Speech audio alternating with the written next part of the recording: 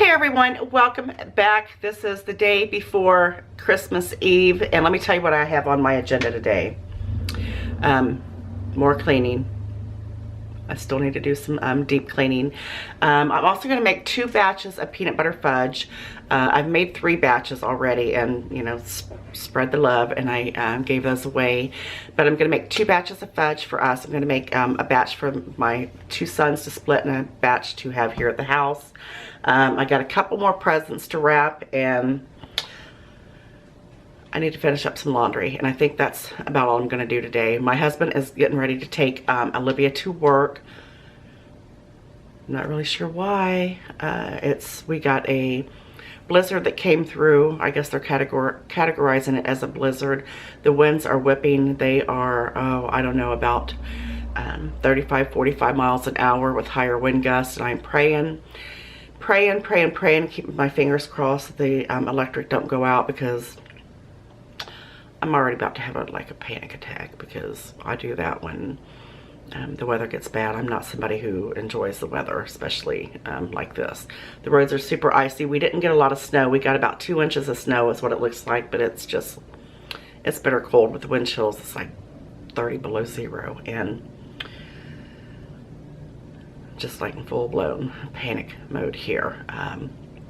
I don't think I ever told you what we're going to be doing for Christmas.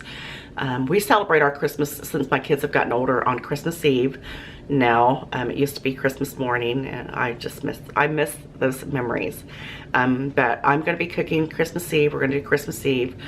I bought a shrimp ring. I'm doing all kinds of, I told you I was going to do the Christmas tree. You know, like snack thing, Christmas tree snack thing. I've got, what else have I got? I've bought some nuts. And for dinner, we're going to be having beef tenderloin, which is what I cook every year. We got that from our local butcher. So it's fresh meat, and I can't wait to have that. We love that. I'm going to be making a Dijon type horseradish sauce to go with it for dipping. We're gonna do a baked potato bar. I bought everything to go with baked potatoes. We're gonna, I'm gonna steam some broccoli and cook some bacon. Got sour cream, cheese. I've even got chili if somebody wants some chili for that. I was gonna make a salad, but I've decided not to. My son, my other 2 kids have requested that he make greens. They love his greens that he makes. They're amazing, so we're gonna have those as well. Plus we'll have the steamed broccoli for the other, you know, green veggie. And then I'm going to make some homemade macaroni and cheese. If you haven't made my homemade macaroni and cheese, you need to get on here and make it.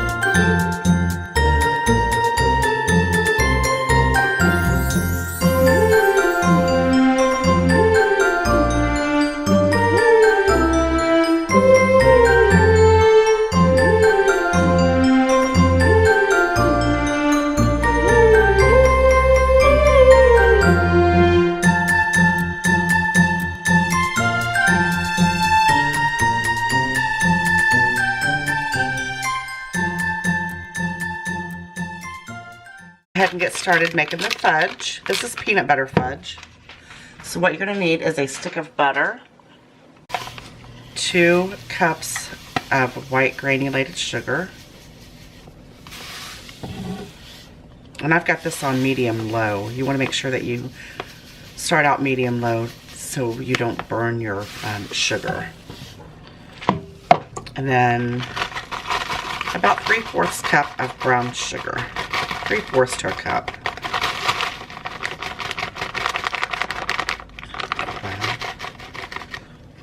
There's a couple clumps in there, so that should be good. There we go.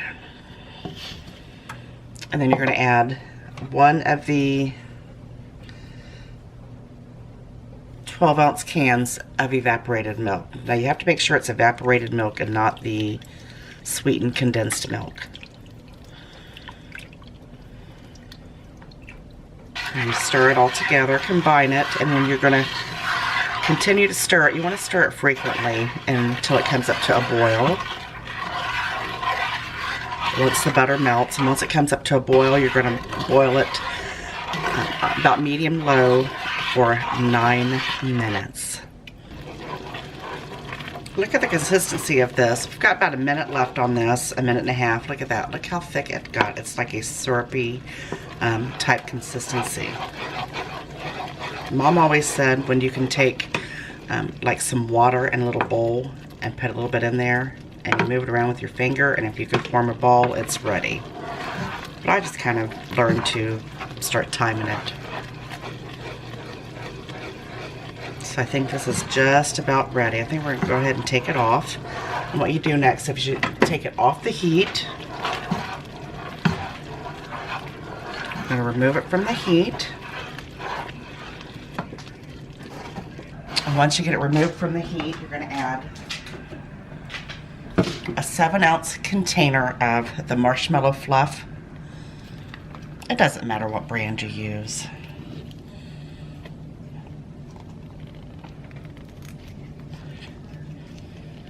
I always end up with the stuff on my fingers.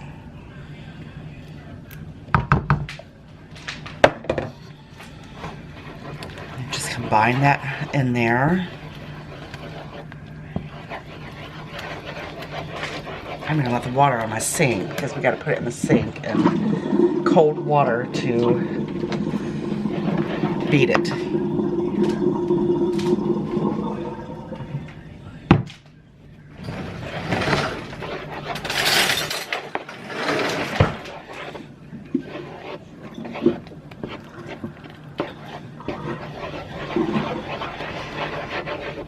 Then I'm going to add, this is a 16-ounce jar of peanut butter. I'm going to add probably about 3/4 of this. That's my stove talking.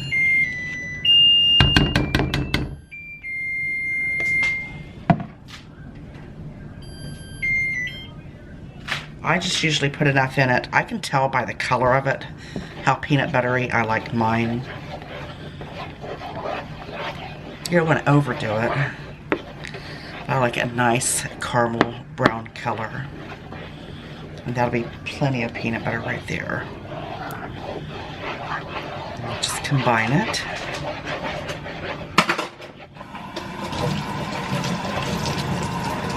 Multitasking here.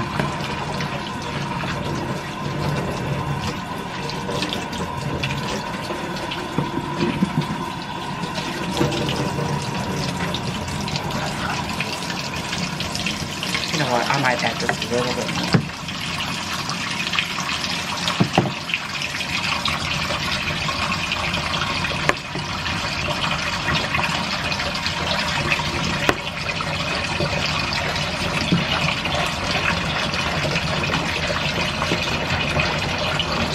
And just mix it until it's all combined.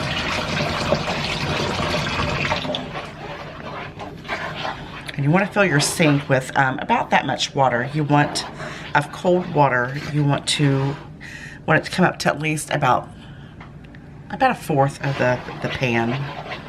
Because you set your pan of fudge down in there and then you just continue to beat it and beat it and beat it till it starts to stiffen.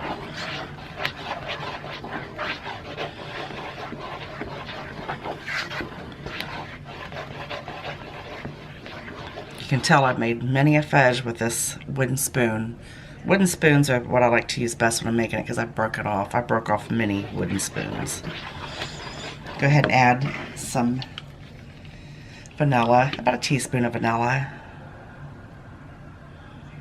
I'm telling you, this is award-winning fudge. You can make some money off this stuff. It's so good. That's perfect. Now I'm just going to go ahead and set this in my sink, and I'm going to continue to beat it until it's nice and thick. Now I've got my little cake pan here. This is like a 9 by 13 that I've got butter. I just took a piece of cold butter and just rubbed it all around in there. And then we're just going to pour our fudge right in. See how nice and thick it got? This is going to be hard to do with one hand. One-handed. So you can tell it's going to turn out good. You see how it's pulling away from the sides of the pan there? Look at that. It's going to thicken nicely.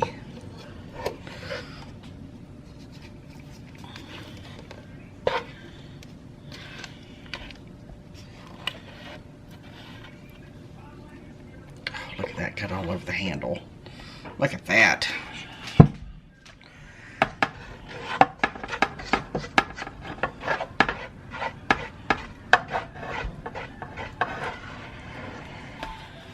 And just even it out. That is nice and smooth. Look how smooth that is. Sometimes it can turn out a little grainy, but you know, it turns out grainy if you don't stir it constantly. If you don't stir it constantly, it always turns out a little grainy. So you gotta make sure you're stirring it constantly.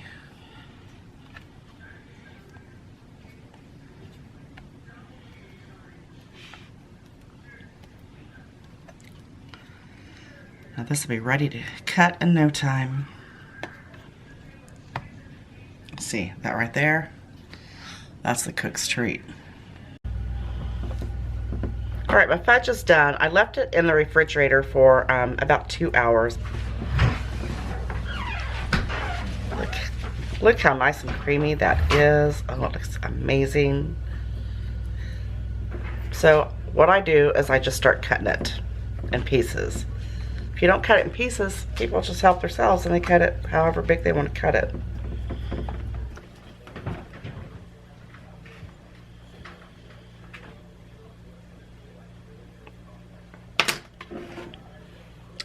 Look at that.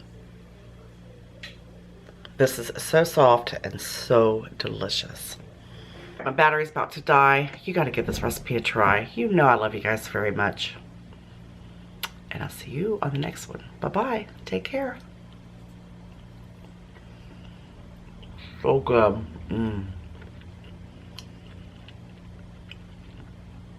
It's amazing.